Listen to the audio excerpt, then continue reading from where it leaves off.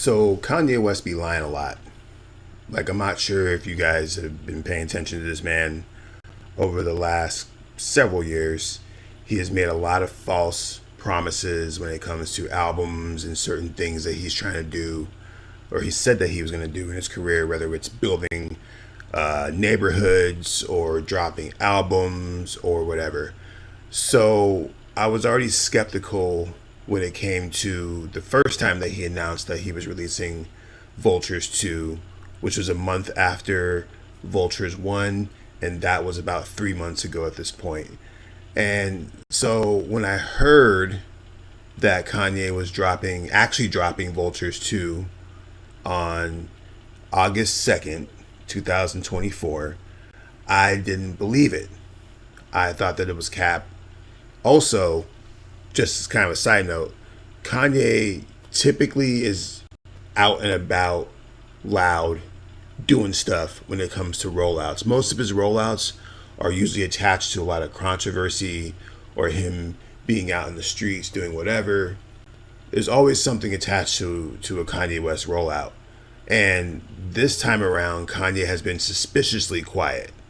So that's why in my head, when I was like, he announced his album on August 2nd to drop, I was like, huh, that's weird because there hasn't been a lot of Kanye West news over the last couple of months. And that might be by design because the last rollout was pretty crazy. So, August 2nd came and went. That was yesterday. And the album didn't come. With that said, though, a bunch of tracks were leaked a week ago.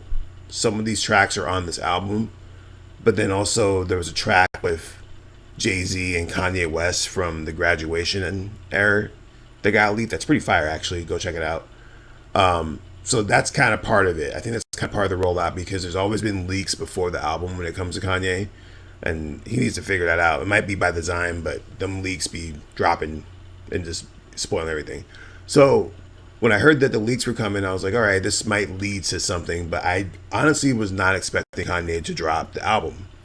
That it's a boy who cries wolf situation where, if you say things enough times, so many times, and you don't follow through, people stop believing you. It's a common thing. And so, when you announce 5 or 6 albums or 5 or 6 projects that never come to fruition or just never come out, no one believes you when you actually do drop it. So, and maybe that's part of the rollout, right? The idea that if you want it to be a surprise drop, lower the expectations of your fans and actually follow through. So, after that nice little intro, let's get into this album. Kanye West and Dolla Sign did actually drop Vultures 2. It dropped at like 12:45 on the 3rd, which is like about an hour ago. If you're watching this in real time, which you're not, you're probably watching this next day. You're probably asleep. But I would have to say that when it comes to this album in particular, I feel that Kanye put more thought into it.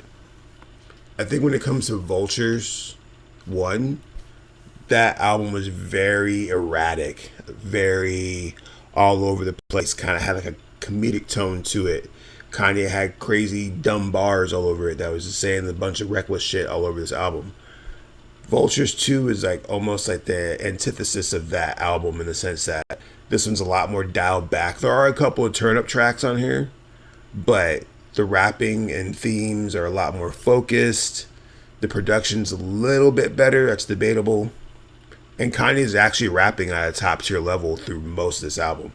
And the contrast to that is the fact that there are literally a couple songs on this album that are straight reference tracks that he had during his Yandi era that he didn't go back and replace. He just left the mumbles on there.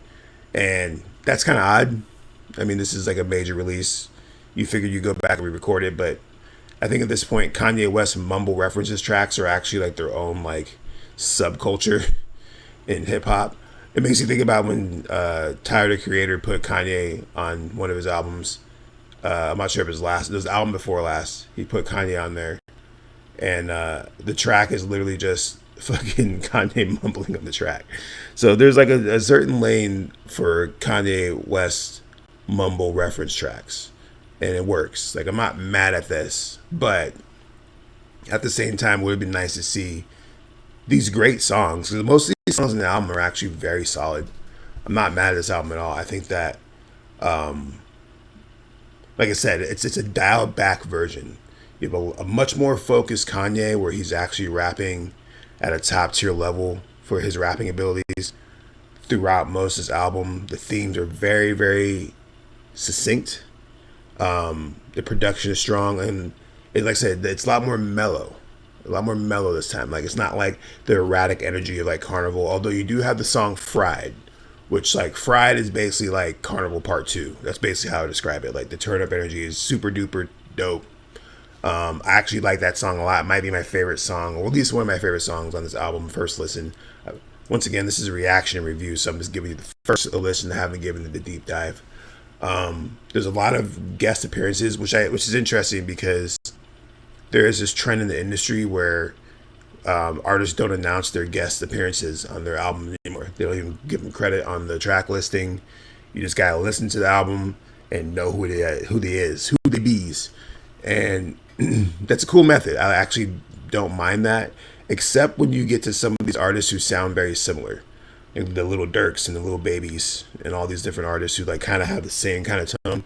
And if they're not identified, I'm not exactly sure who it is. But with that said, I know that Lil Wayne's on this album. Lil Durk, I think Future's on here. We got Lil Baby.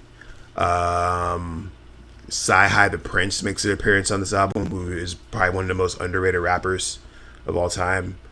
There's a lot of cool surprise appearances on here. Probably one of my favorite tracks on the album is 530, which was a leaked Kanye track, which has Kanye just kind of rapping over a soul sample, kind of similar to Saint Pablo a little bit, kind of vibe, just kind of like going off and kind of talking about his life. But what's frustrating about that song is the fact that the last half or the last like third of the song is just like him doing mumble rap reference. And it's frustrating because the track shows Kanye at his best and at his worst, like at the same time. And it could have been just his best if he just finished the song. With that said, I think that the album has higher lows than the previous Vultures, and lower highs than the previous Vultures album. So it kind of makes it better overall, if that makes any sense, because the previous album, Vultures 1, had super duper highs, like the songs on there that were good or exceptionally good. Songs like Burn, Carnival, songs like that. But then the songs that sucked on there super suck. And the contrast is so much further apart on Vultures 1 than on this one, which is, I think, like overall, like the best song on Vultures 2 might be as good as most of the album on Vultures 1. But then, like, the worst song on this album is probably just as bad, slightly better than the worst song on Vultures 1. That was super confusing how I explained that. Hopefully that makes sense to somebody. But all in all, like, it's not bad. You know what I'm saying? Like, I'm not upset at this album. There's nothing on here that had me like, eh. Although there is this weird track that, I mean, hopefully this doesn't become too much more of a trend where artists put their kids on their songs. And Kanye West did it on the last album. Fine. Cool. But he does it again on this album called Bomb. And I'm pretty sure he puts the other kids on there. Saint in Chicago and North, and then the other one. There's only 3, right? I don't know. But all the kids are on this album, on this particular song. And it's a skip for me, dog. I'm just not cool with it. I mean, the song is fun that Kanye West is able to do this. But like I said, it's a weird trend that we're seeing with these artists putting their kids on their albums. Like Beyonce did it. Childish Gambino just did it on his last album. Kanye West is doing it now. Drake had Adonis in his videos and Drew's album work. Like, why are we putting our kids to slave labor on these albums right now? Let's let these kids be kids. Now, I understand that, like, sometimes the kids want to be a part of the process, but, like, it feels like almost like a trend. Like, if you have a child and you're famous and you rap, you need to put your kid on the album now in some capacity. And it's a weird trend. But all in all, like I said, I'm not upset at this album. I think that Vultures 2 is a very strong effort. I think the things that make it less for me is the fact that one, this is 3 months overdue. We should have got this album a long time ago. Two, the rollout just didn't do it for me. One of the things I love most about Kanye West is his ability to draw attention to something. He's really good at rollouts. He's really good at getting interest around a project. Even with Vultures One had a crazy rollout, but Vultures Two had basically nothing. And maybe I just haven't been paying attention. I'm getting older, so like my ability to pick up on these things is a little bit slower than what it used to be. But like I feel like Kanye just didn't garner the attention that he needed to get for this album. But he also like dropped it in a weird way. So he released a single. What was the single that he dropped? The single he dropped was called Slide, which is the opening track on the album. And then immediately after that, they released the live stream of the album on Kanye's website, Yeezy.com, where you can listen to the album as a live stream. And then immediately after that, it was dropped as like a release. So now it's like out everywhere, which is very weird. Like this is all within an hour or two. I thought they could have spread that out a little bit, maybe build some hype. You know what I'm saying? Like they did leak some of the songs early to kind of build that, but you know, if they're gonna do that, they could garner the interest. But once again, I'm not Kanye West. I'm just some dude commenting on his shit. So with all that said, I think that I'm definitely gonna give this album a few more spins. I don't know if it's something that's gonna stick with me long term. There are a couple of songs on here that work for me really well, and those will probably end up on the playlist. But for the most part, I don't see myself revisiting this album a lot. I don't really go back to Vultures One a lot. Matter of fact, I can't even remember the last time I listened to Vultures One.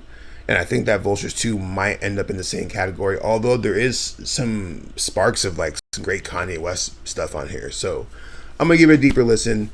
Let me know what you guys think about Vultures 2. You probably listened to the album and are looking on YouTube to find guys like me who have opinions on it to tell you what you think. But I want to know what you think. So let me know what you think in the comments.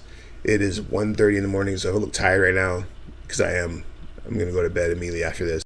But I want to wake up to your comments and your likes and your opinions and your subscribers. So subscribe to the page while you're here. I love you all. Be safe. We'll see you soon. Take care. Peace.